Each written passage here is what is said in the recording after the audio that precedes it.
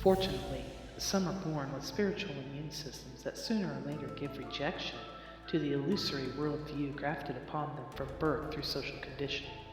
They begin sensing that something is amiss and start looking for answers. Inner knowledge and anomalous outer experiences show them a side of reality others are oblivious to, and so begins their journey of awakening. Each step of the journey is made by following the heart instead of following the crowd, and by choosing knowledge over the veils of ignorance, and thus begins their journey of illuminating the darkness.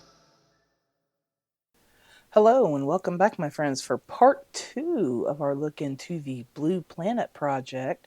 Once again, and as a reminder, all information presented in this podcast is purely for entertainment purposes, and I encourage you to go out and seek your own answers.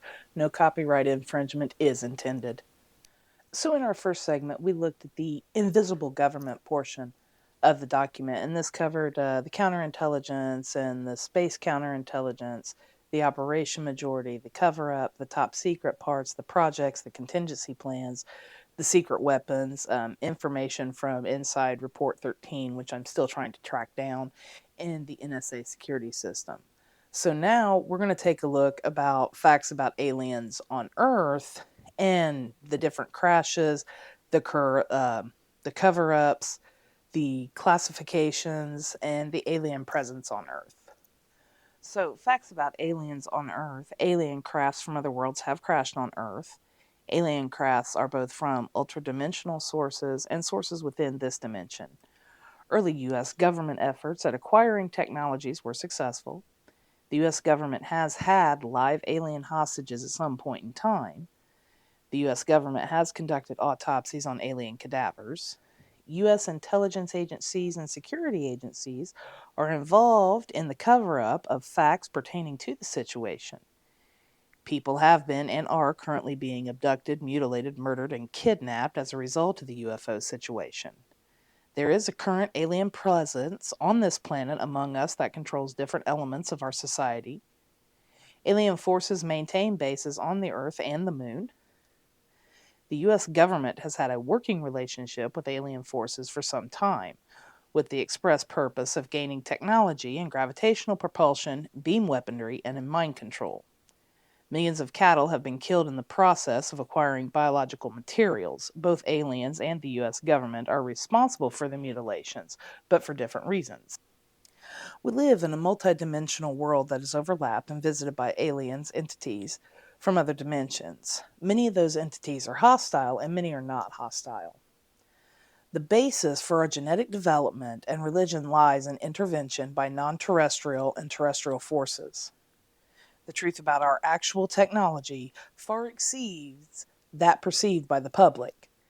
The United States space program of today is a cover operation that exists for public relations purposes. People are actively being killed in order to suppress the facts about the situation. The CIA and the NSA are involved so deeply that exposure would cause the collapse of their overt structure. The facts indicate alien presence within 5 to 10,000 years. Our civilization is one of many that have existed in the past billion years, Milky Way time period. Alien psychology and the metagene factor, and we'll explore those two further in the following pages. So, the crashes we have New Mexico, which was Roswell, St. Augustine Flats, and Aztec, and those were between 1947 and 1948. And allegedly, they were affected by the new radar equipment. Um, Radar is the basis to the Joshua and Gabriel defense projects. 1952, the California Desert. 1955, the Sonora Desert in Mexico. 1959, the Everglades in Florida. 1961, Dayton, Texas. 1966, Mato Grosso, Brazil. 1970, Salto, Uruguay. 1976, the Amazon in Brazil. 1979, the Gulf of Mexico, Mexico. In 1979 also, the Andes in Argentina, and in 1981, Fairbanks, Alaska. Most of these crashes were unknown. A couple were affected by radar or UFO malfunction. So now for the classification, we have the guests, and these are invited aliens or authorized by the U.S. government to stay on Earth. Visitors, which are aliens that have come to Earth for unknown missions. Prisoners are aliens that have been captured by the US government or other governments. Researchers are aliens who have come to Earth with scientific motives. Intruders or malevolents. These are the aliens who are dangerous to our civilization because they don't respect us or our society. Neutrals are aliens who just kind of observe our civilization and never interfere with us. Colonizers, these are smaller groups who have decided to live among us like us. Interactors are smaller groups of aliens who have decided to interfere with our history and making changes whenever it's possible. Now, believe it or not, there are some 160 or more types of known aliens visiting Earth at any present time. And here's some of the most commonly seen ones. The first one are Greys, Type 1s. These are the Rigelians from the Rigel star system, approximately 4 feet tall, with a large head containing large slanted eyes. They worship technology and do not care about us. The type popularized in the Communion book by Stryber, which was later a movie made. They need vital secretions for their survival, which they get from humans. If you have an opportunity to come across the movie, I would highly recommend it. I sat and watched it one night, and I hadn't seen it in years, and it totally blew my mind. You have the Greys Type 2, which come from Zeta Reticuli 1 and 2 solar systems. Same general appearance as Type 1, although they have a different finger arrangement and a slightly different face. These Greys are more sophisticated than Type 1s. They possess a degree of common sense and are somewhat passive. They don't require any secretions like the Type 1s do. Greys Type 3, simple cloning from types of 1 and 2 above. Their lips are thinner or no lips at all, and they are subservient to the Type 1 and Type 2 Greys. Next, we have the Nordics, blondes or Swede. They're known by any of these names. They're similar to us. Blonde hair, blue eyes. Some have dark hair and brown eyes, and they're shorter in height. They will not break the law of non-interference to help us. They will only intervene if the Greys actively were to affect us directly. Nordic clones, they appear similar to us, but they have kind of a gray tinge to their skin. These Nordics are controlled drones created by the Greys Type 1s. Interdimensional or non-paraterrestrial, entities that can assume a variety of shapes, basically of a peaceful nature. Short humanoids, 1.5 to 2.5 feet tall, with skin bluish in color. They're seen quite frequently in Mexico near Chihuahua. Hairy dwarves, they're about 4 feet tall, weigh about 35 pounds. Their hair is the color of red. They seem to be neutral in respect to intelligent life forms. Then there's the very tall race. They look like us, but are 7 to 8 feet tall, and they are united with the Swedes. Next, we have the Men in Black. They're not from Delta or NRO division of the government. They are an Asian or olive-skinned. Their eyes are sensitive to light and have vertical pupils. They have very pale skin on some types. They do not conform easily to our social patterns. They usually wear black clothes, sometimes all white or all gray clothes. They wear sunglasses and drive black cars. In groups, they all dress alike. Sometimes they're time disoriented. They can't handle the psychological curveball or interruption of their plans. They very often intimidate UFO witnesses and impersonate government officials. They're the equivalent to our CIA, but from another galaxy.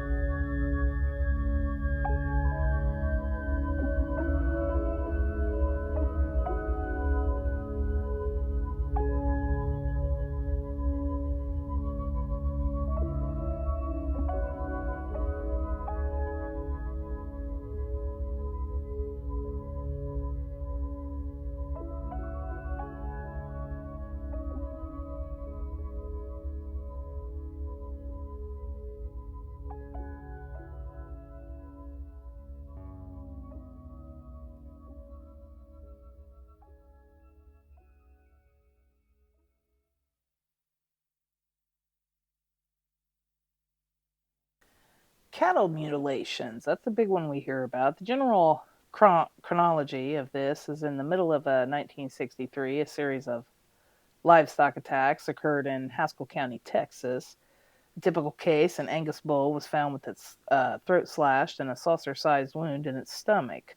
The local population attributed the attacks to a wild beast of some sort, a so-called vanishing varmint. As it continued through Haskell County, the bloodluster assumed somewhat of a more mythic proportion and a new name, destined to endure, the Haskell Rascal. Throughout the following decade, there would be sporadic reports of similar attacks on livestock. In 1967, the most prominent of these infrequent reports was the mutilation death of Snippy the horse in southern Colorado, which at the same time were accompanied by accounts of UFOs and unidentified helicopters. In 1978, the attacks increased, and by 1979, numerous livestock mutilations were occurring in Canada, primarily in Alberta and Saskatchewan. Attacks in the United States leveled off for a while, but in 1980, there was an increase in activity again. Since that year, mutilations have been reported less frequently, though it may be due in part to an increased reluctance to report mutilations on the part of ranchers and farmers. The mutilations still continue today, and over 10,000 animals have died in the United States alone. Although the mutilations have been occurring worldwide, the circumstances surrounding the mutilations are always the same. A drug connection to these mutilations may be found inside the Yellow Book. It was found that as the Terran scientists learned about longevity, or the secret of long life, the main basis for longevity was the capacity of human cells to recuperate. Anyone will grow old when their cells can't be restored, and they start the process of deterioration and die. The secret of longevity is the restoration of the cells, and this can be done using altered adrenaline, altered cortiadrenaline, cortidrizine, and cortitropinex, sometimes used only formazine and hydronolix. I have some additional information on these drugs, and we'll get to that later. All of these drugs have a base in adrenaline, which is produced in the human brain. During the 1960s, the scientists discovered that they can be synthesized from a medullary portion of the adrenal gland in cattle. They need big quantities in order to synthesize a small portion of the mentioned drugs above. Of course, human scientists try to discover new applications and new synthesized drugs for recuperation of the cells, especially brain cells, and the restoration of the human tissues and increasing the psychic and physical human skills. Alien reasons for the mutilation. The main interest to aliens, and we talk specifically about Regilians, is breeding with humans, of course. They need the cattle tissue because they have the same carrion cells as human being at genetic levels. All incisions would be made by replicas, clones, or androids. They can send teams to take the material they need, and it doesn't matter where or how much. If they need it, they just take it. This means that Regilians are not vampires or that they need it for survival, but just immoral scientists that need material for experiments, and I'm not sure which is worse on that front. The black helicopter involvement in mutilations. The pertinence of a specific element of the problem is shortly revealed in the course of any thorough investigation into the mutilations. We refer to an appearance of an unmarked and otherwise unidentified helicopter with spatial and temporal proximity of the animal mutilation sites. The occurrence of the two has been persistent enough to supersede coincidence. These mystery helicopters are almost always without identifying markings, or markings may appear to have been painted over or covered with something. The helicopters are frequently reported flying at abnormal, unsafe, or illegal altitudes. They may shy away if witnessed or if law officers try to approach. There are several accounts of aggressive behavior on the part of the helicopter occupants, with witnesses chased, buzzed, hovered over, and even fired upon. At times, these choppers appear very near mutilation sites, even hovering over a pasture where a mutilated carcass is later found. They may be observed shortly before or after mutilations occur, or within days of a mutilation. The intention here is merely to stress that the mystery helicopters did not develop concurrently with the animal mutilation themselves. Such helicopters, unmarked, flying at low levels, soundless, or sounding like helicopters, have been reported for years and have been linked to an even more widespread phenomenon, the phantom fixed wing aircraft. As far as Tom Adams is concerned, the answer could be a combination of the above explanations. There's also been speculation that they are evolved in biological experiments with chemical or biological warfare, or the geobotanical pursuit of petroleum and or mineral deposits. On one occasion, an Army standard type scalpel was found at a mutilation site. Since the discs have been mostly involved with the mutilations, it is thought that this was a diversionary event. In fact, both alien and the U.S. governments are responsible for mutilations, but for different reasons. So next we have the Antarian connection, and this is time and UFOs. Time is one of the most important aspects of a UFO thing. It plays a strange but significant role. Part of the answer may not lie in the stars, but in the clock ticking in front of you. The planet Earth exists in 3 dimensions. We can move in many directions within these dimensions. Space does not exist except when we make it exist. To us, the distance between atoms in our matter is so minute that it can only be calculated with hypothetical measurements, yet if we lived on an atom and our size was relative to its size, the distance to the next atom would seem awesome. There's another Earth's man-made measurement called time. Unlike the other 3 dimensions, time has us seemingly trapped. Time becomes very real to us and appears that we couldn't live without it. Yet time doesn't really exist at all. This moment exists to us. Does this mean the same moment is being shared by other planets and other galaxies? Not really. The UFO phenomena does not seem to be controlled. This means it does not follow intelligent patterns. If the objects themselves are manifestations of higher energies, then something has to manipulate those energies somehow and reduce them to visible frequencies for human patterns. But they take forms which seem physical and real to us, and they can carry out actions which seem to be intelligent. I came across a meme a while back, and I keep coming across it again and again and again. And it talks about what humans are allegedly able to see and what they're allegedly not able to see. It says the human eye can only see between 430 and 770 terahertz. Our ears can only detect sound between 20 hertz and 20 kilohertz. These ranges make up a fraction of the total sound and light frequency range. This means there is a lot going on around that we cannot see or hear, and I, for one, actually do believe that. Going back to the Antarian connection. Thus, we arrive at the source. The source has to be a form of intelligent energy operating at the highest possible point of the frequency spectrum. If such an energy exists at all, it might permeate the universe and maintain equal control of each component part. Because of its very high frequency, so high that the energy particles are virtually standing still, the source has no need to replenish itself in any way that would be acceptable to our environmental sciences. It could actually create and destroy matter by manipulating the lower energies. It would be timeless because it exists beyond all time fields. It would be infinite because it is not confined by 3-dimensional spaces. Perhaps if we were in a pure energy state, each particle its energy would serve as a synapses, and information could be stored by slight alteration in frequency. All the memory fragments of a rose, for example, would be recorded at one frequency, and the whole energy form could tune into that memory by adjusting frequencies, as we might adjust a radio receiver. In other words, no complex circuitry would be required, and no physical body would be necessary either. The energy patterns would not need material form. It instead would permeate the entire universe. It could surround you completely at this very moment and be aware of all the feeble impulses of low energy passing through your brain. If it were so desired, it would control those impulses and thus control your thoughts.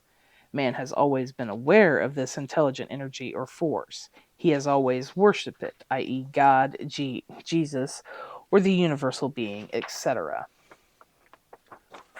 1. Our first conclusion is that some UFOs originate from beyond our own time frame or time cycle. 2.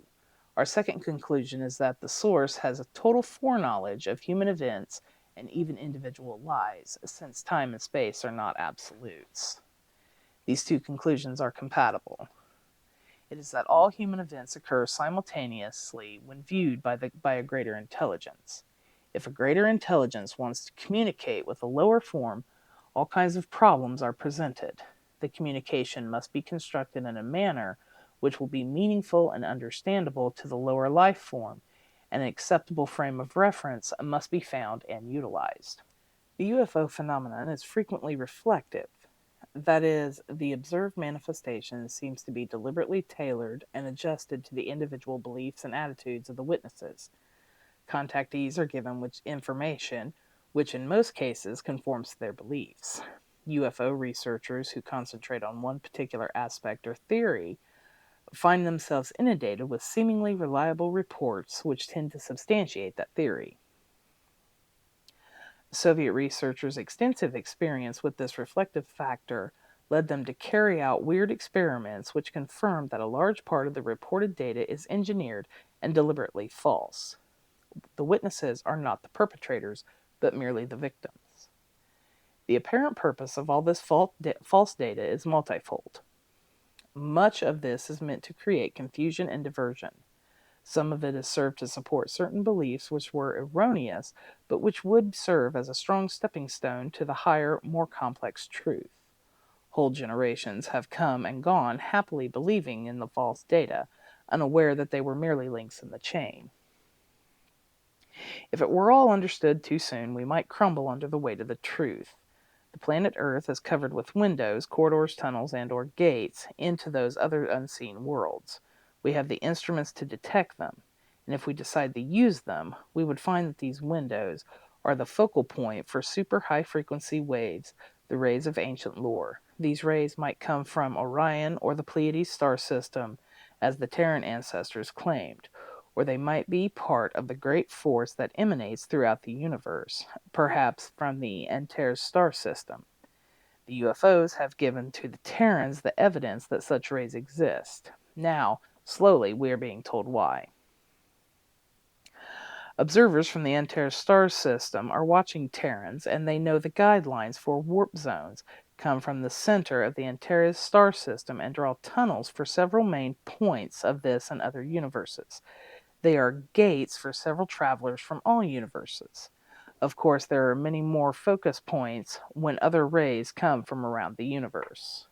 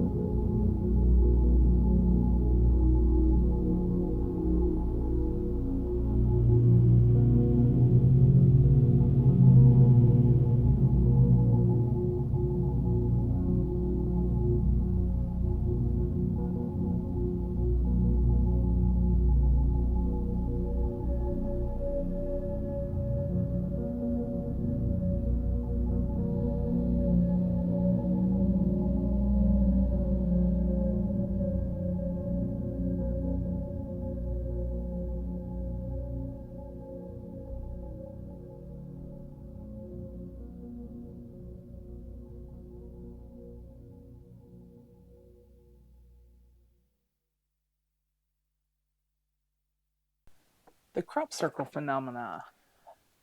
A better way to understand the so-called crop circle phenomena is by the following example. We, the people of Earth, exist at the third dimension because our atoms have a specific frequency which makes us able to exist at the third dimension. The specific frequency is stable enough for all our lifetime. One quick idea the dimensions tell us. The first dimension is just a plain point. The second dimension is 2 points together connected by a line. The third dimension is density and volume, us and our universe. The fourth dimension is time. Our main interest at this point is the fifth dimension, parallel universes or multiverse. Hang with me, it all fits together. That's the whole idea between the multiverse concept, not just one universe, but an infinite number of parallel universes.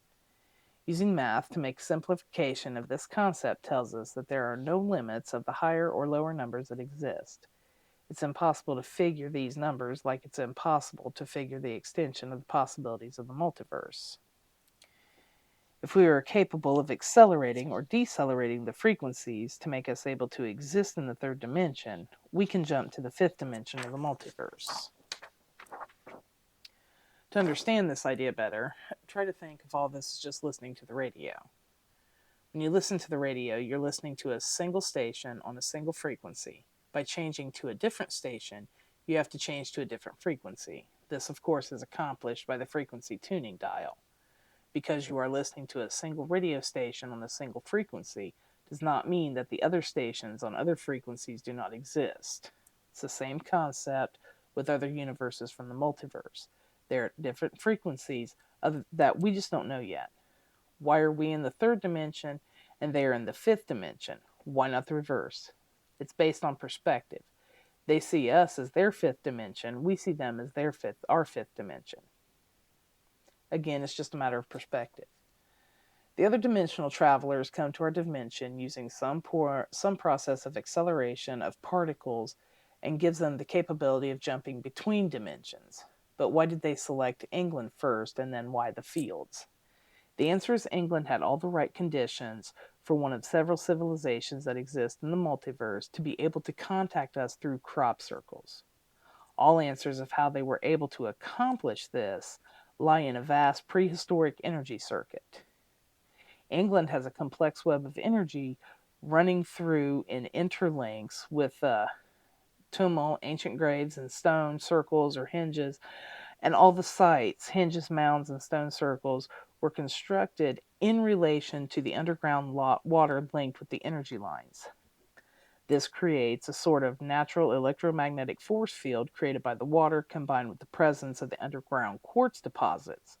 Also, lunar gravitational effects on the water, landmass, and buildup of electromagnetic charge from the quartz produces a periodic energy discharge. These energy bolts give the necessary conditions for these other dimensional civilizations to be able to start experimenting with our universe and or planet. So that's basically your ley lines, for lack of a better term. And I'm planning a future episode on the ley lines. I'm just trying to get all my research materials together. They have started to send probes here in order to know more about the natural conditions or our universe and planet. The probes are limited to one specific semidome of energy, a circle in a field where they have scanned the energy bolt or other light frequency. So our eyes wouldn't be able to detect the probe at that moment because of our visual limitation. So we're not able to see the frequencies between frequencies of infrared and ultraviolet. Of course, if you were able to detect the device using infrared or ultraviolet equipment, then you'd be able to see it. The crop circle phenomena didn't start now or even a few decades ago. It started centuries ago and got more and more complex. Normally, you detect the proximity of a circle by the ionization of the air near you, i.e. changes in the temperature and characteristic sound produced by the acceleration of the particles when they are at a semi-stable state at our reality. They're now experimenting all over the planet, always looking for similar conditions to England to send messages, very peculiar messages, using domes, which are fluxes of particles from their particle accelerator device. Very soon, they'll be able to make a total materialization and a real existence at our reality. I have to say, when I sat and read this and read some of these things, my mind was just absolutely blown like, oh, wow, so that's what has happened or allegedly happened. I'm not going to confirm or deny any of this. Like I said, I had my experience during the first episode. I've received an email or two about some other experiences, and I will get to them at some point as well.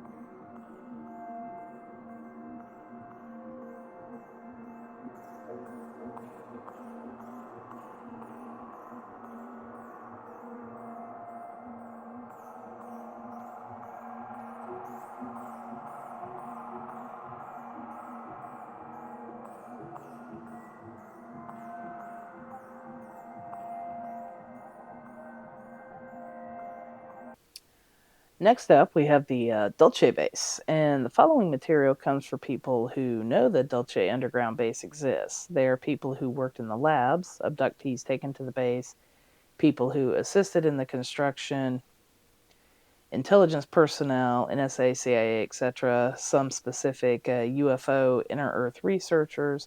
This information is meant for those who are seriously interested in the Dulce Base.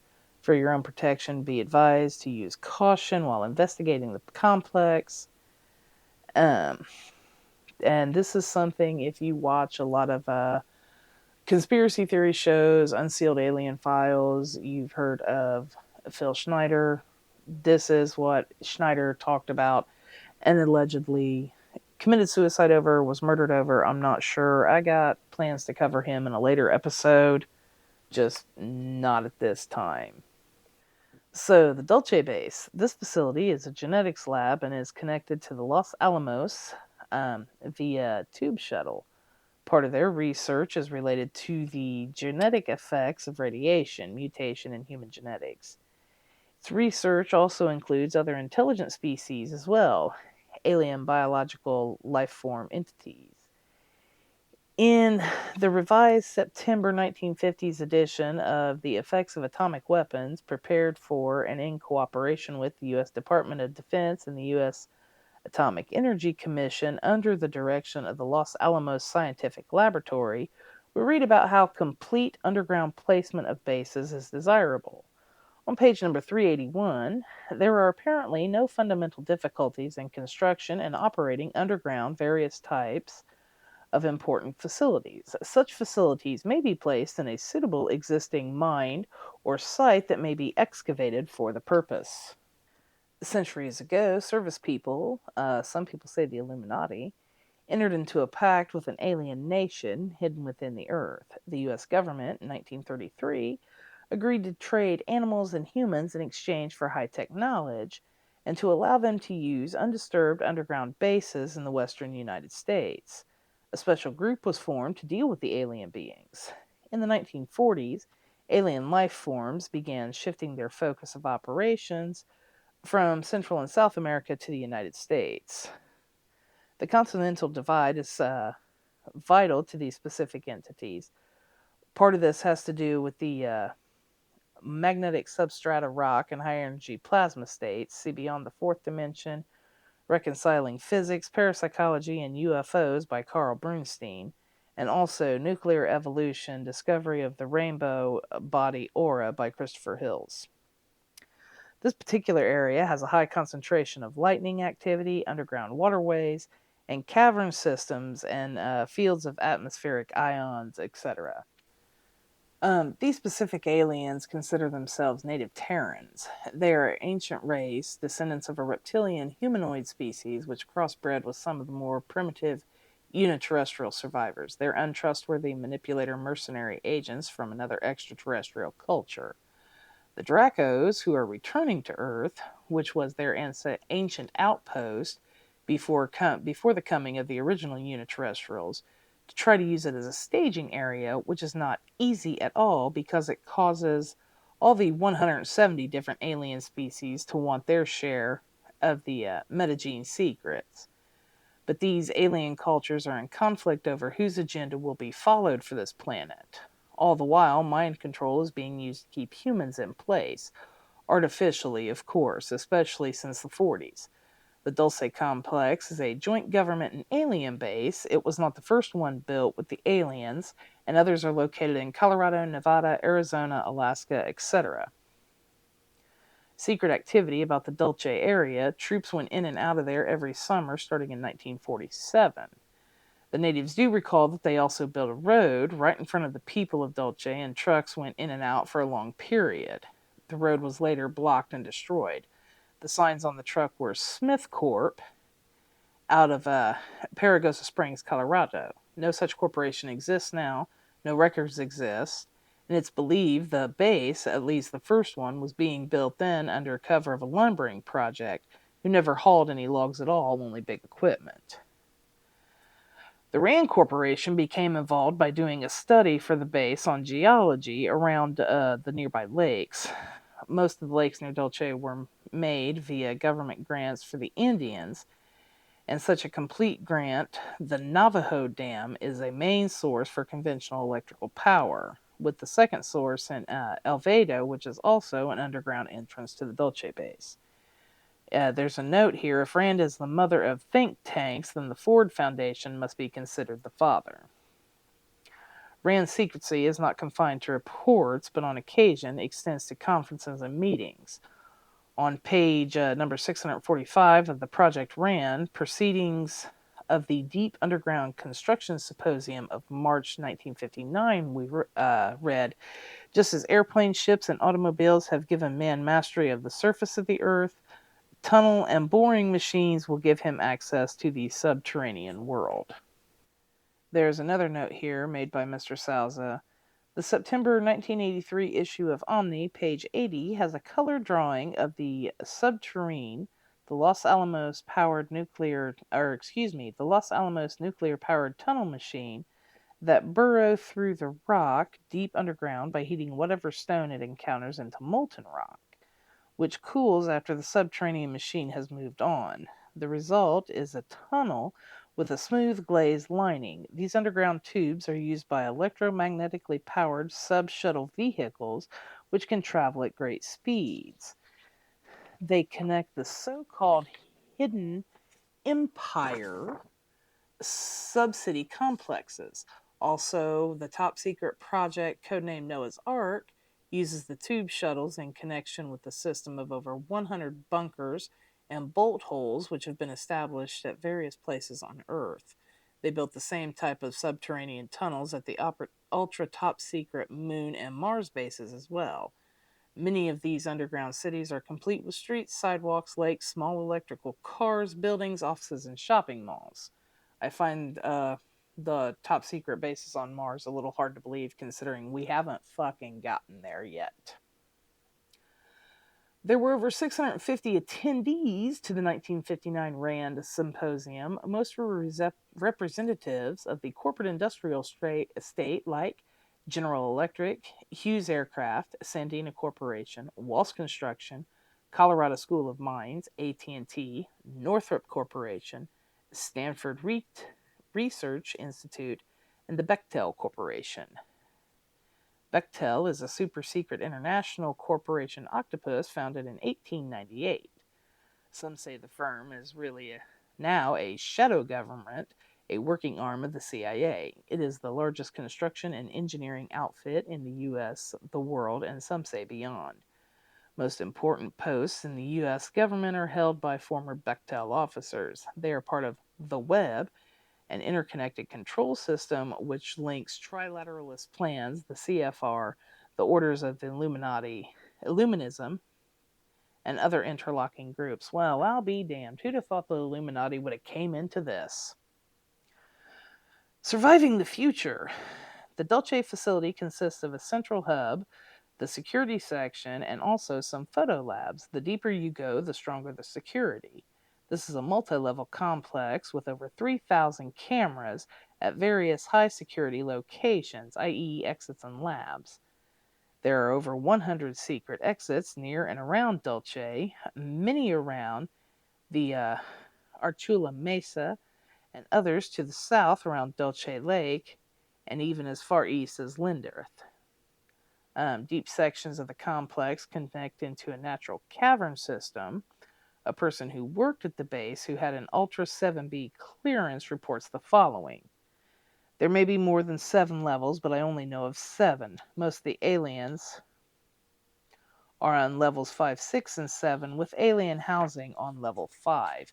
So if you're waiting for them to visit, don't worry about it, because according to this paper, they are already here. Overt and covert research within Dulce, as U.S. Energy Secretary John Harrington named the Lawrence Berkeley Laboratory and New Mexico's Los Alamos National Laboratory to house new advanced genetic research centers as a part of a project to decipher the human genome. The genome holds the genetically coded instructions that guide the transformation of a single cell, a fertilized egg, into a biological being. The Human Genome Project, may well have the greatest direct impact on humanity of any scientific initiative before us today, said David Shirley, director of the Berkeley Laboratory. I'll be damned. Covertly, this research has been going on for years at Dulce Labs. Level 6 at Dulce is privately called Nightmare Hall. It holds genetic labs. Report from workers who have seen bizarre experimentation are as follows. I have seen multi-legged humans that look like half human, half octopus. Also reptilian humans and furry creatures that have hands like humans and cries like a baby. It mimics human words. And also a huge mixture of lizard humans in cages. There are fish, seals, birds, and mice that can barely be considered those species.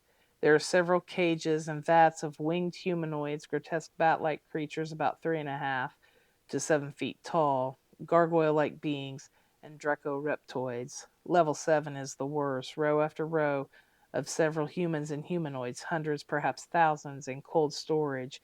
Here, too, are embryo storage vats of humanoids in various stages of development. I frequently encountered humans in cages, usually dazed or drugged, but sometimes they cried and begged for help. We were told they were hopelessly insane and involved in high-risk drug tests to cure insanity. At the beginning, we were told to never try to speak to them at all. Then we believed that story. Finally, in 1978, a small group of workers discovered the truth. It began the Dulce Wars. A secret resistance unit was formed. Note, there are over 18,000 aliens at the Dulce complex at this time. In late 1979, there was a confrontation over weapons. A lot of scientists and military personnel were killed. The base was closed for a while, but now it's currently active again. Here's another note. Human and animal abductions for their blood and other parts slowed in the mid-80s when the Livermore Berkeley Labs began production of artificial blood for Dulce and its sister complexes.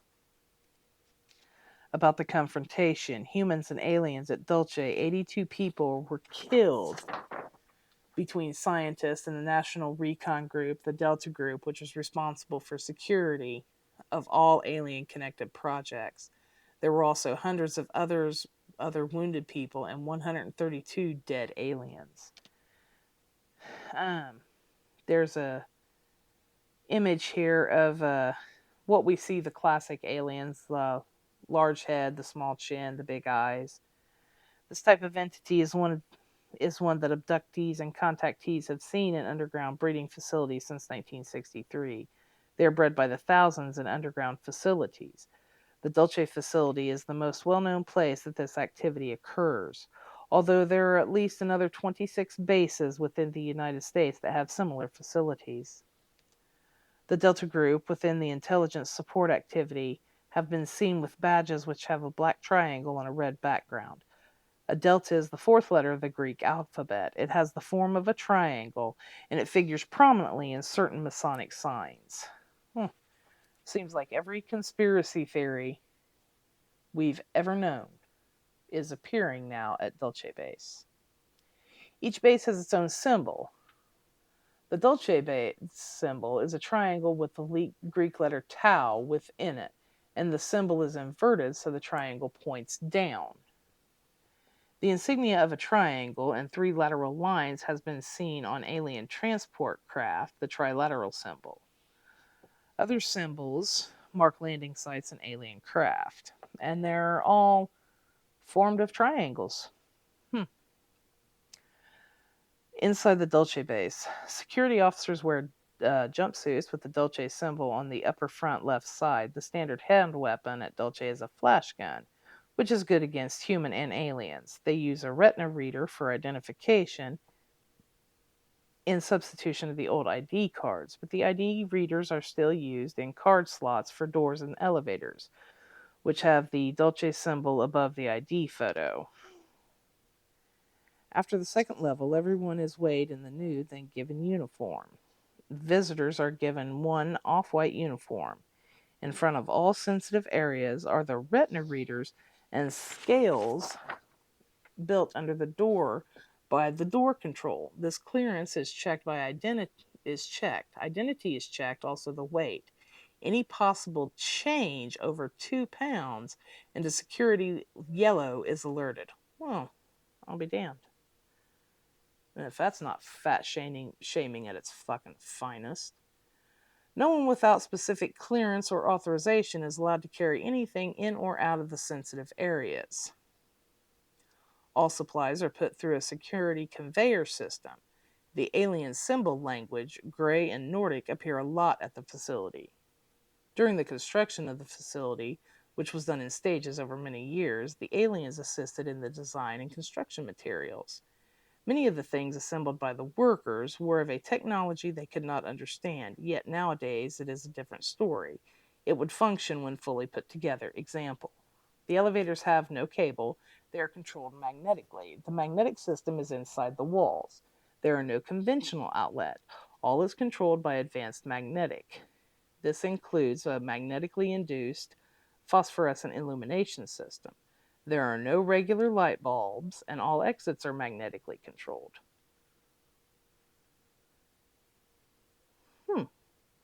Note, if you were able to place a large electromagnet at an entrance, it will affect an immediate interruption. They will have to come and reset the system and terminate you if they catch you.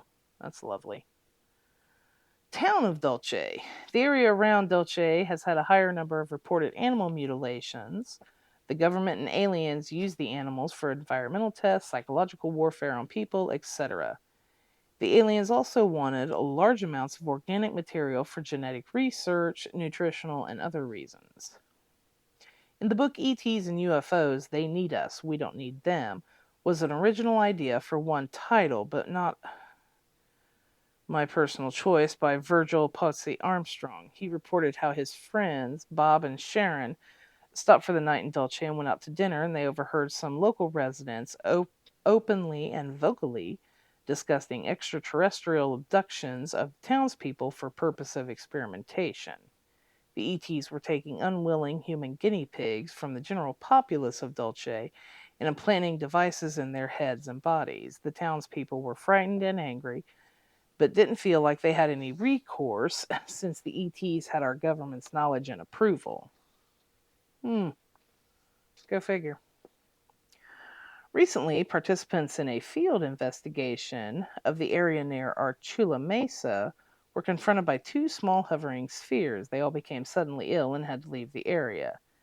Several Dulce residents are not naturally from this area. Single people and even couples with children have just come to the town of Dulce since 1948.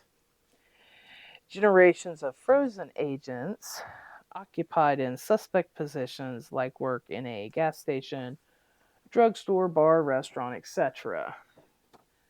They're there to listen to and report anything which violates their limit of security, always in the town of Dulce. You never know who is who. I'm marking that off my vacation list for this year.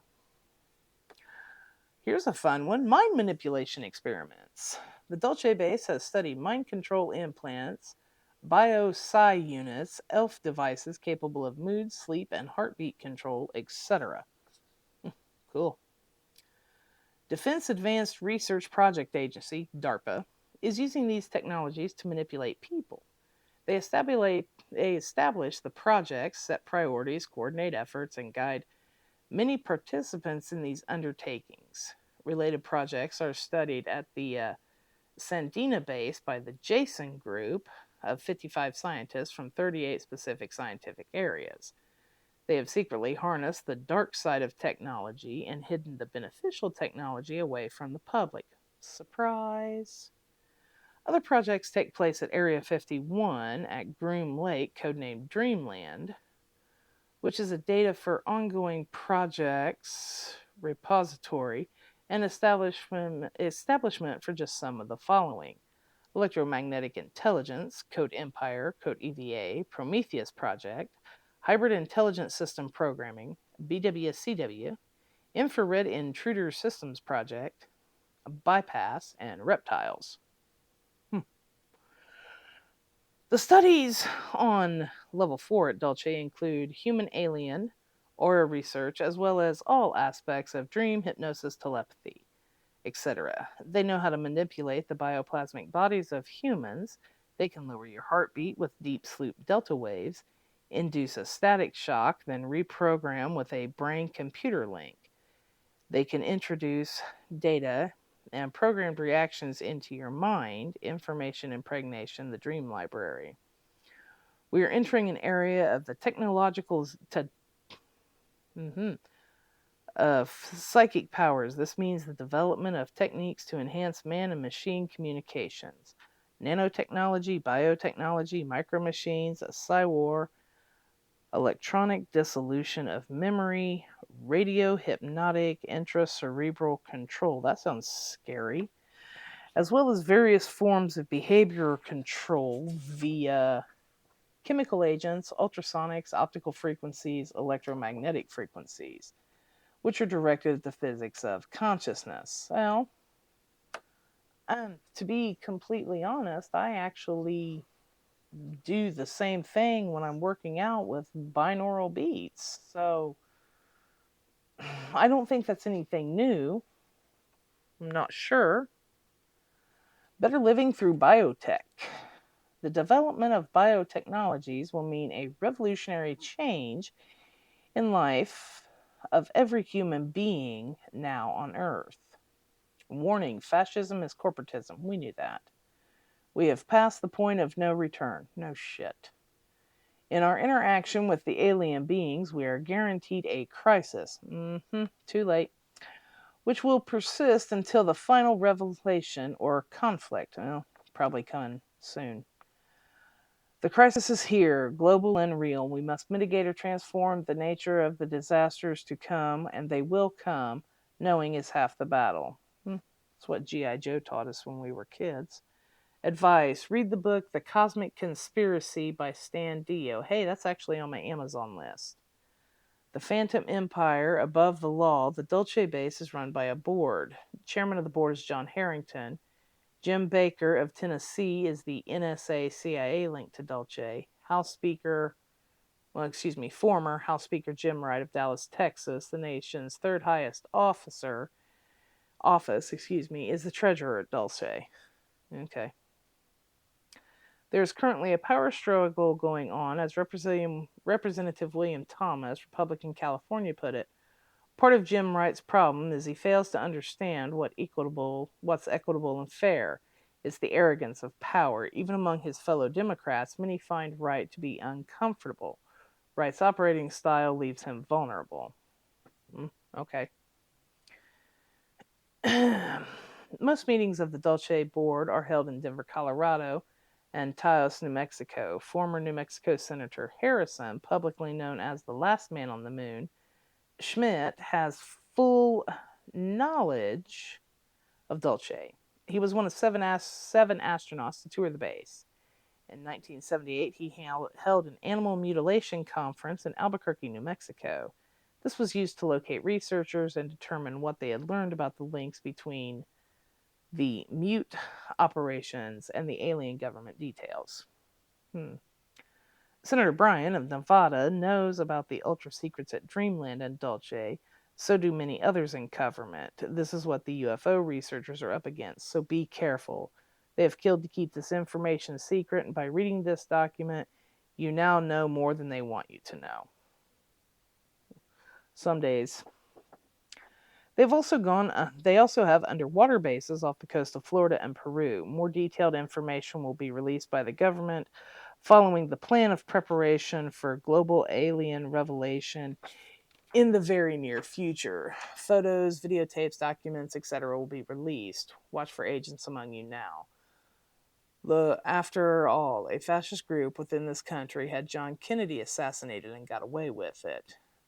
Look to the links with the larger umbrella, the web of fascist totalitarians, secret police state with the Pentagon, JSC, DIA, Division of Five, the FBI, the DSC, DIS, and CIA. Note, the Defense Investigation Services, their insignia is a composite of the sun's rays, a rose, and a dagger symbolizing the search for information, trustworthiness, and danger. Well, that's a new kind of fucked up, isn't it? I find that pretty interesting. How about you? Well, after hearing that, the Illuminati's not so far fetched, is it? And it sounds to me like maybe Phil Schneider was telling quite a bit of truth and wasn't crazy. I mean, to be 110% honest, I have a streaming service on my Roku, Conspire TV. It's actually a pretty cool little app. Things you never wanted to know are there, and things you thought you knew and didn't know are there. And you can find Schneider speaking on different YouTube channels. All you've got to do is go to YouTube and search Philip Schneider or Phil Schneider. You know, when I first heard him speak, I thought he was kind of like Brother Alex Jones, slightly off center and in need of a little bit of mental assistance. And now, after reading that, I'm starting to think that maybe Phil Schneider was actually trying to warn us. I always joke and I say, the reason aliens won't visit us is because, we sent them unsolicited nudes, um, a mixtape, and directions to our house, so we freaked them out.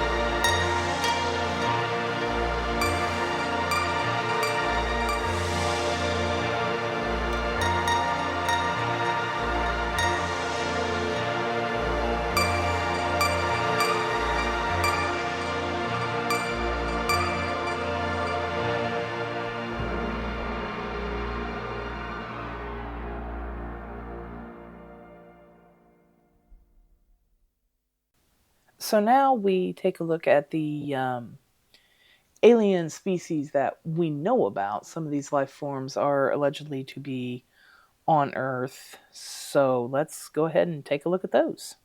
The U.S. government has conducted autopsies on alien cadavers, gray physiology, and anatomy. The most significant alien specimens which have been available to autopsy have been the gray types of aliens. Somewhere out there, and I have no idea where you would find it. My guess would be YouTube, maybe some streaming services such as Tubi or Pluto would have the fact or fiction alien autopsy videos. And if you want to check those out, I can post a link to them. The approximate height of most specimens are between 3.5 and 4.5 feet.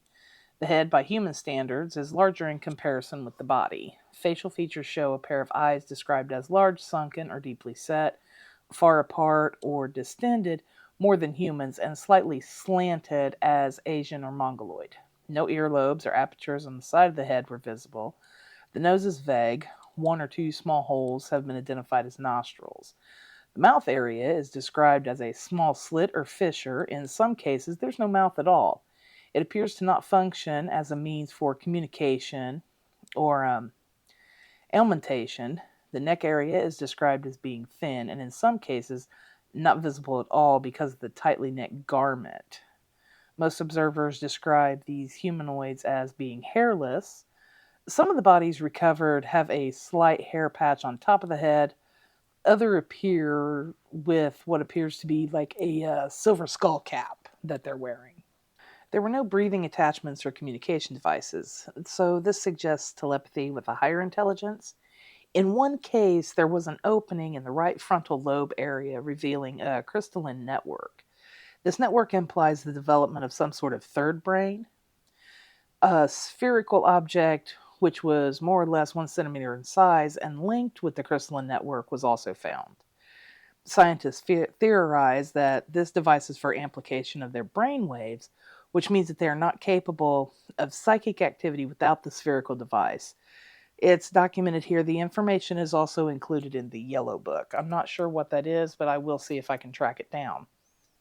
The arms are described as long and thin, reaching down to the knees. The palms each contain 4 fingers with no thumbs.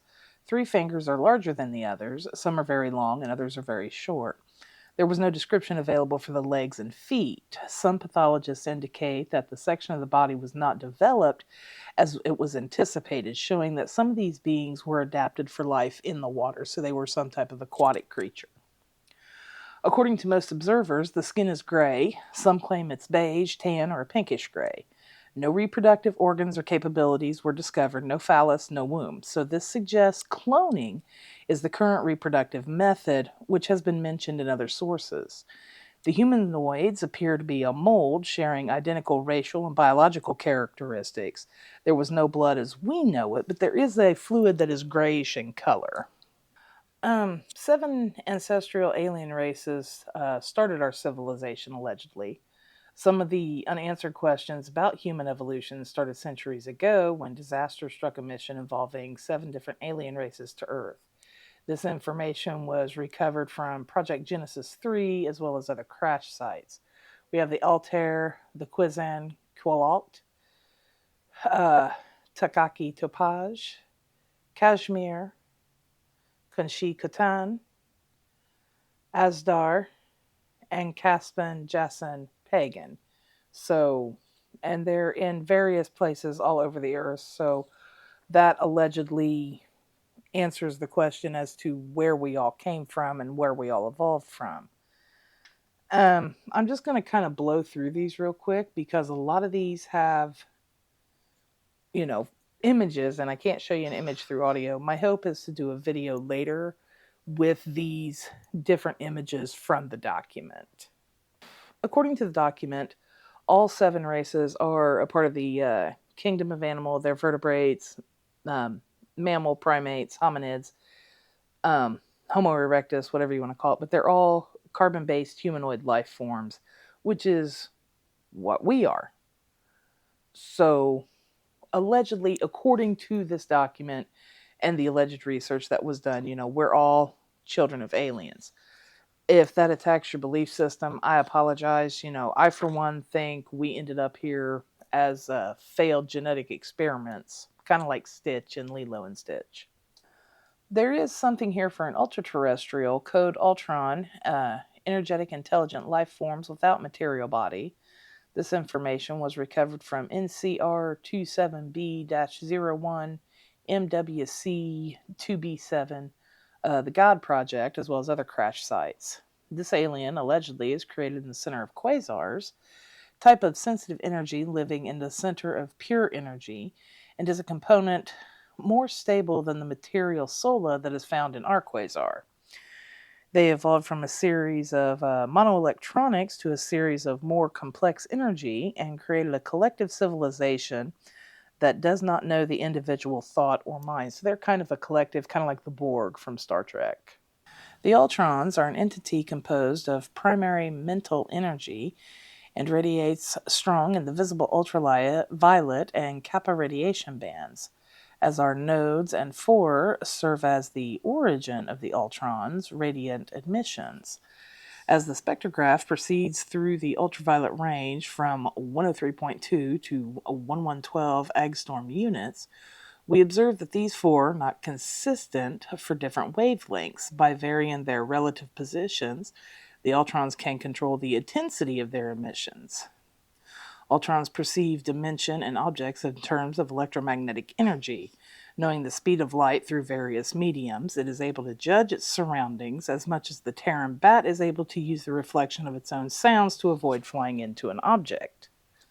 The radioactive nature of the Ultrons is a non-corporeal being best suited by the Hutchinson radiation analysis, a graphic representation of an energy source. In this case, the life aura of the Ultrons are the strongest in the ultraviolet range. The HRA is a standard readout on most sensor-equipped instruments, appearing as a fluctuating moire pattern. So let's talk about the seventh largest race. 2 races live below the 4 Earth capades. One is the reptoids, and these average anywhere from 1.5 to 2 meters in height, 100 to 200 kilos in weight. Their pulse is kind of low. Their blood pressure is lower than ours. They live anywhere from 23 to 60 years on Earth. And there are some photographs here. Like I said, I'll do a video showing these. Cold-blooded, like all reptiles, the reptoid is found to flourish in warm tropical climate, normally artificial at the big caves, with imperfect respiration providing just enough oxygen to supply tissues and maintain the processing of food and combustion. Their temperature can be raised only a few degrees above the ambient. The reproductive system is, they lay eggs, basically. The underdeveloped reptoid, for faster activities, physical activities, cerebellus results in slowness and a simpler city of movement. The reptoid eye is composed of thousands of microscopic facets, each facet with its own independent protective lid. The eye is almost never closed entirely during waking hours, rather than sections of the organ shut down in conjunction with the dominant life source. Reptoids have survived hidden inside the earth at a big cave underground surface. So these are your reptoids and your reptilians, like we have heard from David Icke in our second episode, I believe. Next, we have the insectoids, and they're anywhere from 1.2 to 1.6 meters tall for the masters. The servants are right at 1 meter tall. The weight for the masters is anywhere from 40 to 70 kilos. The servants is 35 kilos. Body temperature runs about 102 degrees Fahrenheit. Pulse and respiration. Pulse runs about 110, while the respiration is at 2. Their life expectancy is anywhere from 130 to 150 Earth years. The insectoid retina is comprised entirely of tone-sensitive rods, and it is incapable of discrimination between different wavelengths of light. Therefore, in addition to color, to the insectoid's vision is accomplished by the dual antennae, which, in addition to being auditory receptors, are made up of a complex network of wavelength sensitive cones. Owing to the high directional nature of the antenna, the corona of the vision is perceived by the subject in tones of gray. Because of this correlation of four independent light receptive organs, insectoid vision can be correctly termed as quadrascopic, resulting in relatively superior depth perception. Insectoid audio capabilities are highly developed, and insectoids are capable of distinguishing from among a wider range of audio frequencies than is normal for humanoids. Because of the monodirectional antennas, insectoids normally listen with their heads tilted slightly down, and they have a limited exoskeleton. The metaterrestrial, codenamed Meredith, aliens from another time space, or Earth people from another time or space. Metaterrestrial visitors are from another time and space. This information was recovered from CRM 25.06 ABR 26, as well as other crash sites. Time travelers. Files take only the essential race, a crossbreeding between humans from Earth and extraterrestrial from Zeta Reticuli, for one of the possible futures. Of course, it is possible there could be other races of metaterrestrials, they just don't have enough data about it yet. It says here you found an example of Asani races watching Steven Spielberg's movie Close Encounters of the Third Kind. Look for the special version, it's better. Next up is the paraterrestrial, code Paramus, aliens from multi-universe. The paraterrestrial comes from several different parallel universe from the multi-universe. When they accelerate or decelerate the frequency vibration of their atomic structure, they're able to exist in our third dimension. This information was recovered from crash sites. There's not much they can tell about these beings. They don't have any data on them as of yet. The name of this creature is almost impossible to repeat or even write. They call this intelligent creature XZ, and they look like one single amoeba or a jellyfish. And the illustration of it is just a glob. Looks like a glob of mucus to me. The mook, a very small 1.3 meter and hungry creature with long arms and 3 fingers wearing funny clothes. The wadig looks like a primitive kind of primate, but he's an intelligent being. Normally, he never wears clothes. This fact makes up the strong idea. Some people believe that the wadig is some kind of primitive missing length. We can continue to talk about paraterrestrial, but it's not logical because we don't have the necessary quantity of data for making good research. This is because we only talked about the X2 and the mook and the wadig just for literal illustration of the matter. And quite honestly, the illustration of the wadig that they have here looks like our Bigfoot or a Yeti. So that could be an explanation for where Bigfoot came from. Now for the species of aliens that we're all most familiar with, the Greys. Extraterrestrial, code EBE. Aliens from third dimension or outside Earth. This information was recovered from numerous crash sites. Wrongly designated ALFs, alien life forms. It says here I said that because all other 5 types of ALFs are also ALFs. All 6 types of aliens are ALFs. We have around 160 different species at our biosphere from several points in the universe. They are humanoids, human, and not human. We talk about the other 5 alien races that stayed much longer than any other race and have much more influence during our history. We have Type A, which is the Rigelian, Rigel or Gray. We have Type B, the 2 Reticula, the Z Reticula 1, or the Gray. Type C, the 2 Reticuli, the Z Reticuli 2, or Gray. Type D, Orion, Pleiades, or Nordic. Type E, the Barnard Star, or Orange. First EBE is the name designated given to the live extraterrestrial alien captured at the 1947 Roswell, New Mexico crash. He died in captivity. Krill was the hostage left with us at the first Holman landing as a pledge that the aliens would carry out their part of the basic agreement reached during that meeting. Krill gave us the foundation of the Yellow Book, which was completed by the alien guests at a later day. Krill became sick and was nursed by Dr. G. Mendoza, who became an expert on alien biology or exobiology. His information was disseminated under the pseudonym O.H. Krill. Krill became the Rigelian ambassador to the United States. There have been numerous rumors of Krill's death, and no one knows if they're true or not. According to unsealed alien files, a man hacked into the database at NASA and ended up with a list of non-human extraterrestrial contacts as well as government contacts. So I have not been able to locate this list, so I cannot confirm or deny the existence of said list. The typical malevolent ALF, as represented thus far, can be described as follows. Between 3 and 5 feet in height, standing erect biped with long thin legs, a small build, very thin, head larger than normal to human proportions, absence of auditory lobes or external earlobes, absence of body hair, large tear-shaped eyes, opaque black with vertical slit pupils like cat's eyes. Eyes are slanted at approximately 35 degrees. Small straight mouth with thin lips. Arms resemble praying mantis at normal altitude. Arms reach to the knee when extended. Long hands with small palms. Claw-like fingers. Too short, too long webbed fingers. Tough gray skin, reptile-like in texture. Small feet with 4 small claw-like toes.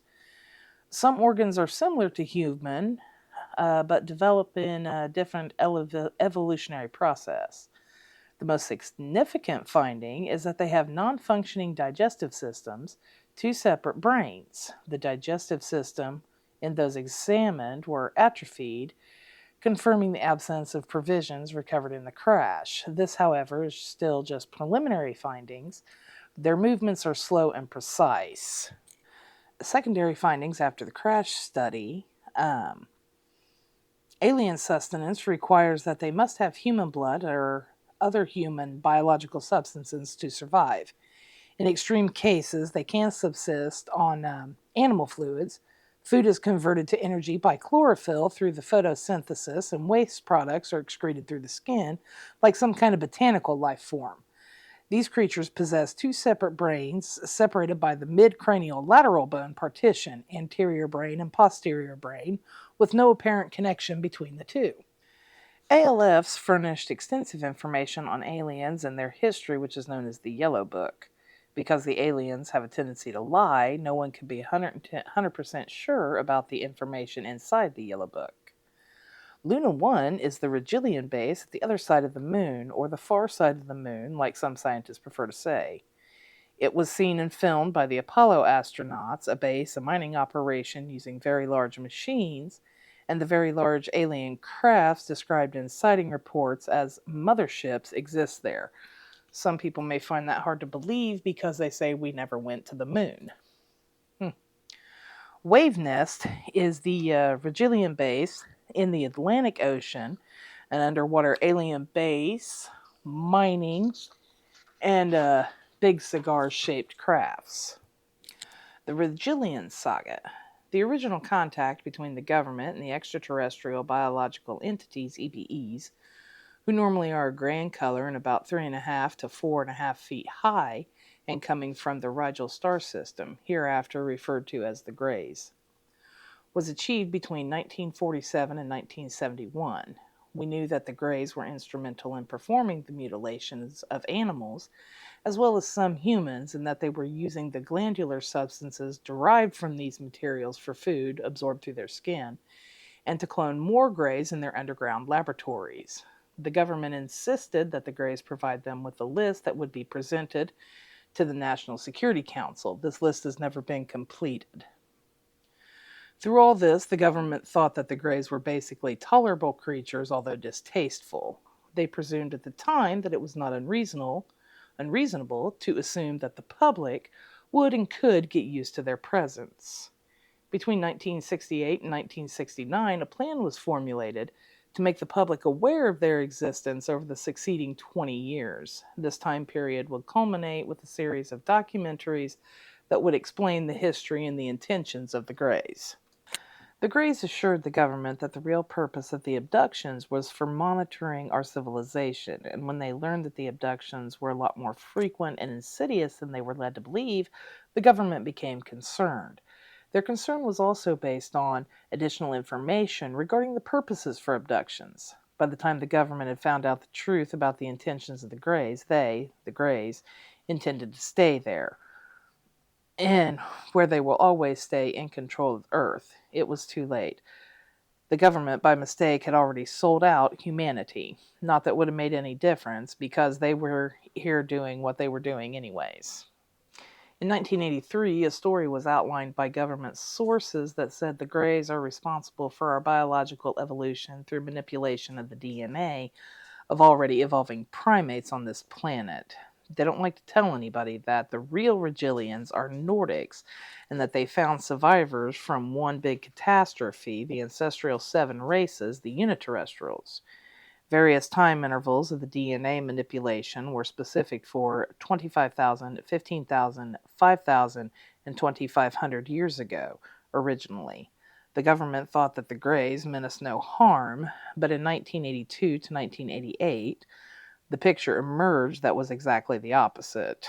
The story is now one great deception at several different levels. The Greys, Trojan horse style manipulation and lying, which involved MJ-12 magic forces from over 4 decades ago. Now it's 1990. The government still uses disinformation on the subject of UFOs in order to perpetrate the agreement with the Greys, free of public scrutiny.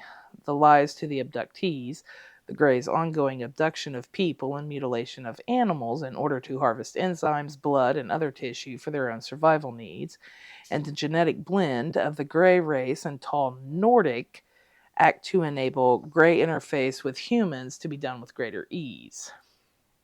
The apparent reasoning for the Grey preoccupation with this is due to their lack of formal digestive tract and the fact they absorb nutrients and excrete waste directly through the skin.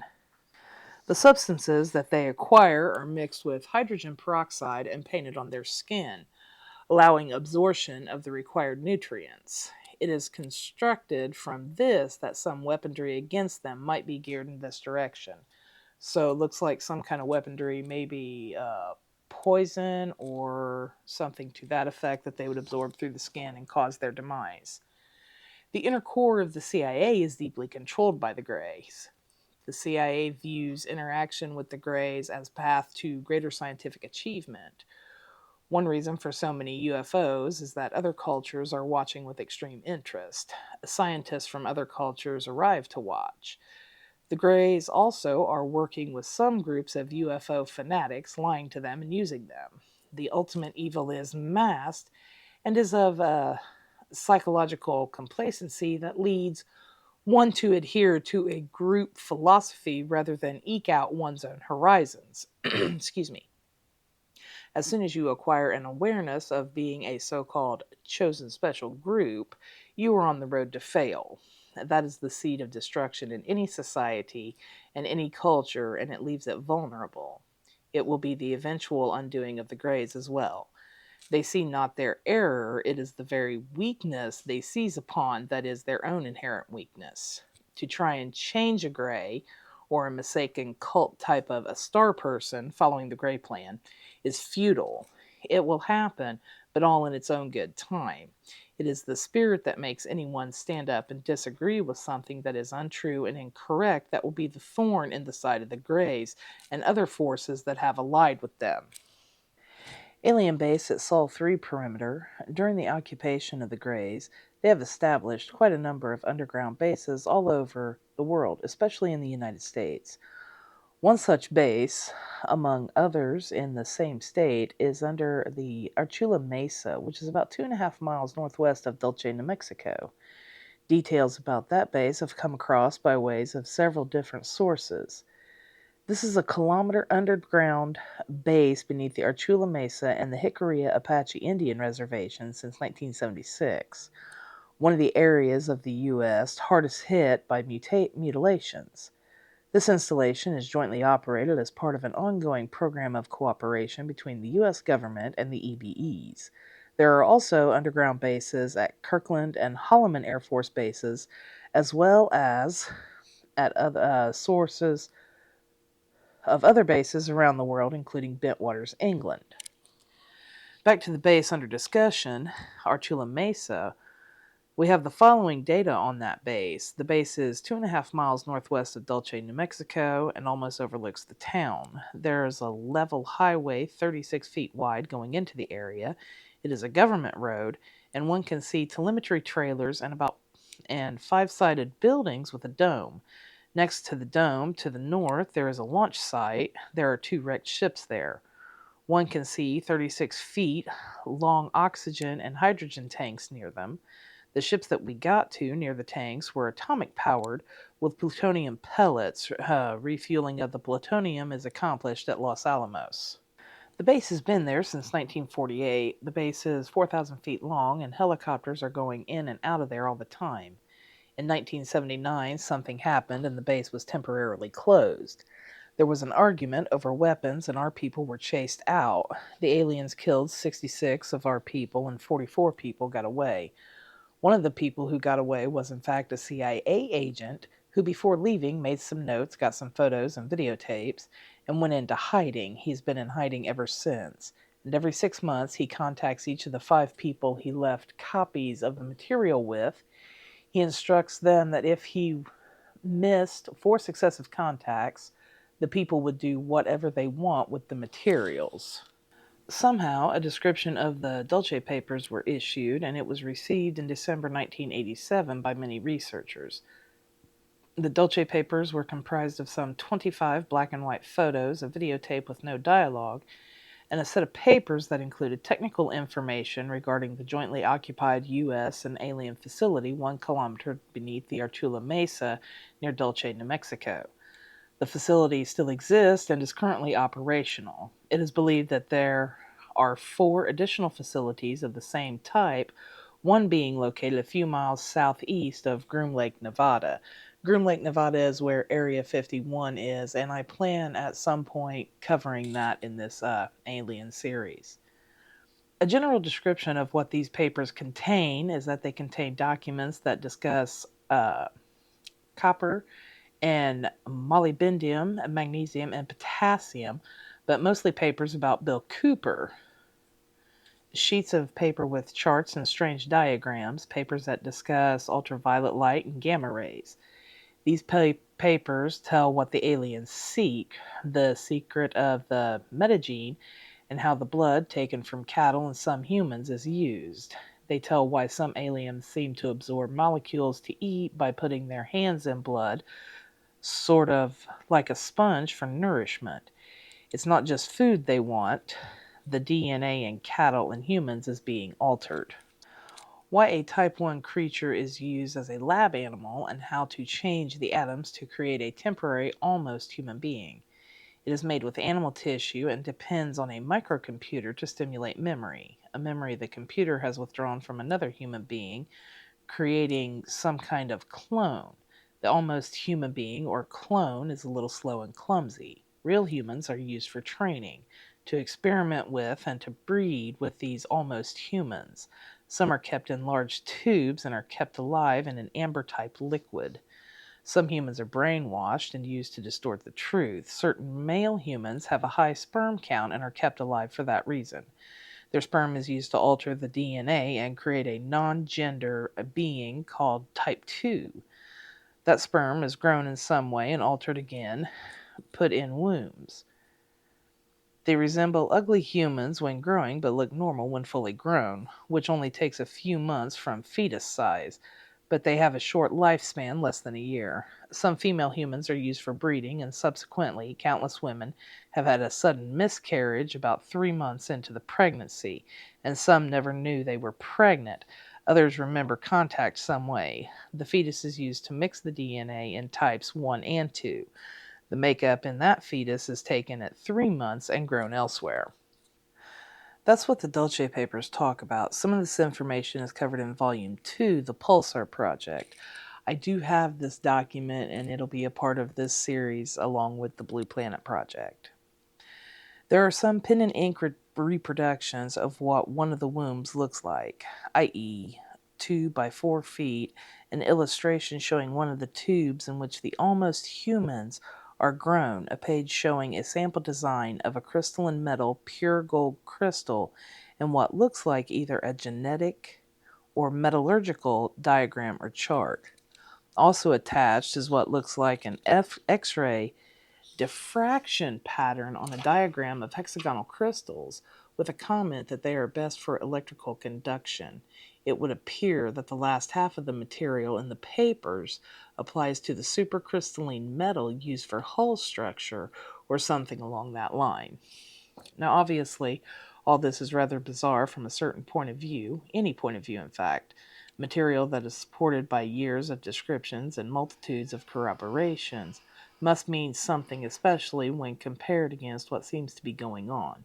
It is apparent from this and other data that has been accumulated over the years that there are underground bases and tunnel complexes all over the world, and that more are being constructed all the time.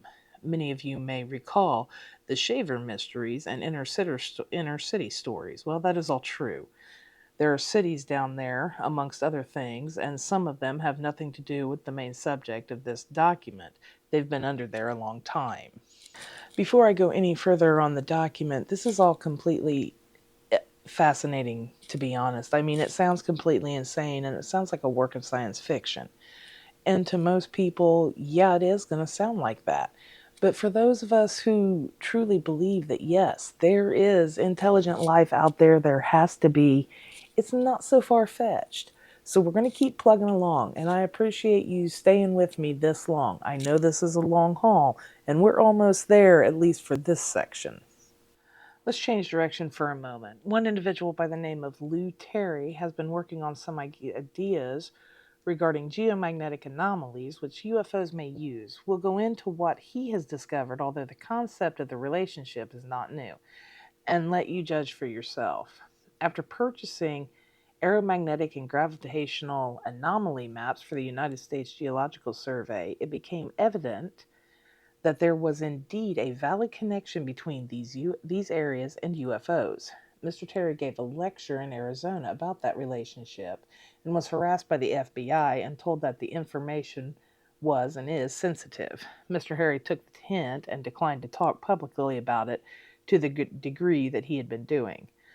Both the aeromagnetic and gravitation or Bulgar gravity maps indicate basic field strength as well as areas of high and low field strength.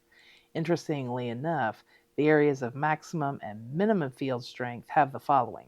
All these areas have frequent UFO sightings. All are either in Indian reservations, government land, or the government is trying to buy up the land. Many of them, especially where several are clustered together, are suspected base areas and or areas where mutilations and abductions have historically taken place. In these observations, Mr. Terry has gone far, but he has gone a little further in noting that there are times when UFOs are seen in these areas.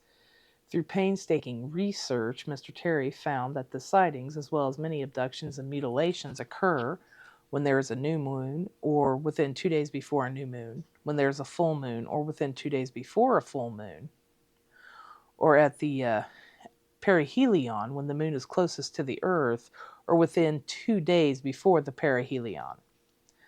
A glance at the nearest farmer's almanac will give you the information you require as far as the days for this year or any other time. There seems to be no concrete explanation for the coincidences of the times and the events, but appear to be true. Now back to our main subject of this chapter of this document, talking about the gray Rigelian bases. We have the principal bases in the United States: Fairbanks, Alaska; Groom Lake, Nevada; Dulce, New Mexico; Utah; Colorado; California; Texas; Florida; Georgia; Maine; New York; New Jersey; and Wyoming. Atlantic Ocean, which is a Wavenest, and the moon, Luna 1 and Luna 2. No report for bases at Europe, Asia, Oceanic, Africa, Central and South America, and no information about Nordic bases or any other aliens. Moving on to Project Beta, the study of gray psychology. The Regilians, either through environment or because the humanoid types are constructed, will exhibit tendencies for bad logic. They appear to have more frailties and psycho weaknesses than normal humans.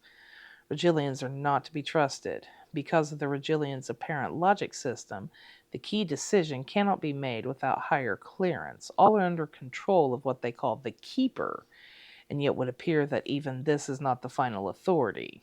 Delays as long as 12 to 15 hours can occur for a decision. Because of this apparent control, individual instances of decision making by the Regilians is limited. If their plan goes even slightly out of balance or context, they become confused. Psychologically, their morale is near disintegration. There is a pronounced dissension in the ranks, even with the humanoids, because of their own internal vulnerability, mind-wise, to each other, and additionally, their basic lack of trust between them. They appear to be totally death-oriented, and because of this, absolutely death-fear-oriented. This is a psychological advantage to us. The prime and weak areas discovered, probed, and tested are exactly what we had thought, their mind being their key strength, and that which they use to manipulate and control our minds, manipulated in reverse. By using reverse psychology, we can make them face a situation where they would have a vulnerable, integrated weakness we could use against them. Taxonomy of some extraterrestrial humanoids. Working under the instructions of the humanoids for Rigel, Gray's Type 1, CIA and former Nazi scientists have developed and deployed malignant strains of bacteria and viruses, including AIDS, in order to exterminate undesirable elements from the human population. That's, that's something I don't buy, okay? I've, read the books about the AIDS epidemic, and AIDS came from a tropical region. I don't for 1 second believe it was created. I believe it evolved over time, not created in a lab.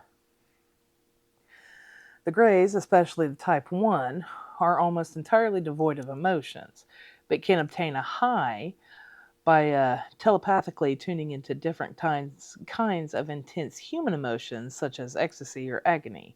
Does that explain why UFOs have always been seen in regions of war or devastation where humans are in conflict? Notice UFO sightings tend to go up during periods of conflict in the United States or when the United States is in conflict with another country. We in the United States have several offspring of alien and humans living together. This is part of a sociological experiment by our government. Throughout recorded history, as well as during prehistoric times, there has been constant genetic manipulation of interbreeding with the uniterrestrial survivors trying to save his or her cosmic heritage in order to breed out the less effective survivors. Nordic races have participated in this form of new beginning, which makes us much more part of them than we might suppose. Greys have the ability to camouflage themselves as tall blonde Nordics through mental energy projection. Blonde Nordics never project themselves as Greys. Some blondes seen with the Greys are physically real but are prisoners of the Greys, who have either paralyzed them or have neutralized their ability to teleport through time and other dimensions.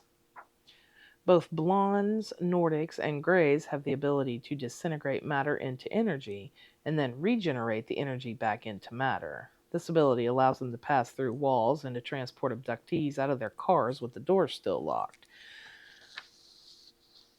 The original Regilians were Nordics until they were invaded by the Greys, a parasitic race who took over and inbred with them against their will. Several blonde Nordics escaped from the Grey takeover of their system and came to Earth because the original Regilian and Uniterrestrials that were the Nordics and claimed to be the ones who seeded Earth. It is because of this common ancestry that terrestrial humanity is of such interest to both the Nordics and the Greys. Greys were and are easily able to impregnate terrestrial human females either on board their ship or while they sleep in their homes. Males need not to be manifested in visible form for this to occur. Oh, that's just lovely. The conflict between the Nordics and the Greys is a stated temporary truce, although the conflict between the Regilians and the Sirius star system is being fought actively. The Nordics with speech abilities will respond violently if attacked or threatened, but the telepathic ones will respond peacefully. Nordics were sometimes mistaken for angels in earlier centuries. They do not seem to age and constantly appear to be between 25 to 35 years of age.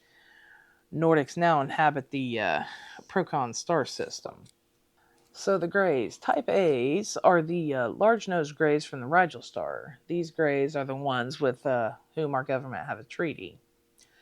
They're approximately 3.5 to 4.5 feet tall, some approximately 5 feet tall, and they weigh approximately 40 pounds. Two semi-rounded black eyes without pupils. They are large, almond-shaped, elongated, sunken, of deep set, far apart, slightly slanted, appearing Asian or Mongoloid. The head, by human standards, is larger when compared to the size of the torso and limbs. No earlobes or protrusive flesh extending beyond the apertures on each side of the head. The nose is long and vague. Two nasal openings are indicated with only a slight protuberannular. The mouth is indicated as a small slit without lips, opening into a small mouth cavity which appears not to function as a means of communication or as an orifice for food ingestion. The neck described as being long and thin, and in some instances not being visible because of the garment on that section of the body. The head is hairless, the torso is small and thin. They normally wear a metallic but flexible garment. Arms are long and thin, reaching down to the knee section of the body. Hands have 4 fingers each, but no thumbs. 2 fingers appear larger than the others on each hand. They have some kind of long fingernails. A slight webbing effect between each finger exists. The legs are short and thin. Their feet are like orangutan's feet. They have no teeth. Their skin description is some kind of beige, tan brown, or tarnish, or pinkish gray color. The texture is scaly or reptilian and as stretchable as elastic or mobile over smooth muscle or skeletal tissue. No striated muscle, light perspiration, and a very particular body odor. Under magnification, the tissue of skin structure appears to be like a mesh or a grid network of horizontal perpendicular lines. They suggest that the texture may be similar to that of the granular skin lizards, such as iguana and or chameleon, and may be similar to at least on other types of alien humanoids. So that is the Regilian Greys. I didn't realize there were so many different species. No apparent reproductive organs, perhaps atrophied by evolutionary degeneration. No genitalia. The absence of sexual organs suggests a system of cloning reproduction may be prevalent. Aliens appear to be formed out of some sort of mold, sharing identical facial features. Colorless liquid prevalent in the body without red cells, no lymphocytes, not a carrier of oxygen, no food or water intake is evident or known at this time. It is believed at present that no food may ever be required, no digestive system, no GI tract, no intestinal or alimentary canal or rectal area described. Many variations of the anatomy exist, and their lifespan is little known at this time. Type Bs are the Greys from Zeta Reticula 1. These Greys are also ones with whom our government has a treaty. Physiology is more or less similar to that of the Regilian Greys. There are male and female. Differences are they need food for survival. They prefer proteins of dairy meals. They have an asexual form of reproduction. And the Orleo grow outside the female Zeta Reticula 1. And they look about the same as any gray alien we've heard about. Type C, 1 and 2, are the Greys from Zeta Reticula 2. These gray aliens are researchers of us and our planet. Physiology is like the Zeta Reticula ones. Differences are the eyes. They have big black pupils. They have earlobes. The type C number 1 grays have the same type of reproduction as the Zeta Reticula ones. The mouth has small lips, a throat which they can speak from verbal words. Okay, well, they can get verbal. The Zeta Reticulum 2 has a different shape of the head, their eyes and eyeballs. Type C number 2 grays have pointed earlobes. They are smaller than the first type of Zeta Reticula 2s, and their reproduction is accomplished by an egg. Nordics, type Ds, are normally a blonde humanoid between 1.7 and 2 meters, 70 to 90 kilos, 98.6 degrees Fahrenheit. Pulse and respiration is about the same as humans. Pulse ranging about 70, 72. Respirations between 16 and 21. Blood pressure 120 over 80, 80 over 50, somewhere in there. Their life expectancy, males have a 60 Earth year life expectancy, and the female has a 23-year Earth year life expectancy. They come from several planets, but the main places they come from are the Pleiades and the Orion star system. Some smaller Nordics with dark skin and dark hair have been found, but there's not a lot of data on this offshoot. There are the oranges, and the oranges are normally a red-haired humanoid type. They come from the Barnard stars, anywhere from 1.7 to 2 meters, 50 to 70 kilos in weight, 91 degrees Fahrenheit for a body temperature. Pulse runs about 242, respirations are 61. Blood pressure about 80 over 40. So a lot of these alien species, it looks like, has some of the same vital signs that we would have. So, human heart rate anywhere between, I believe, if I remember correctly, 60 is about average. Blood pressure normally is 120 over 80. So these alien species kind of have either adapted, or they have, some genetic relation to us, or we have some genetic relation to them. It just believes, it just depends on what you believe. So that covers the alien species portion of the document. And that concludes this second part of our cover of the Blue Planet Project. I hope you'll come back and go with me on the third one, and hopefully that would be the completion of this particular episode, but I highly doubt it because there is still a lot of information that we need to go through. So that's where we're going to leave it for right now, friends. When we come back, we're going to cover the alien technology, and who knows where we'll go from there. So until we meet again in our next episode about the Blue Planet Project, keep your eyes and your mind open, and as always, try to stay out of the darkness.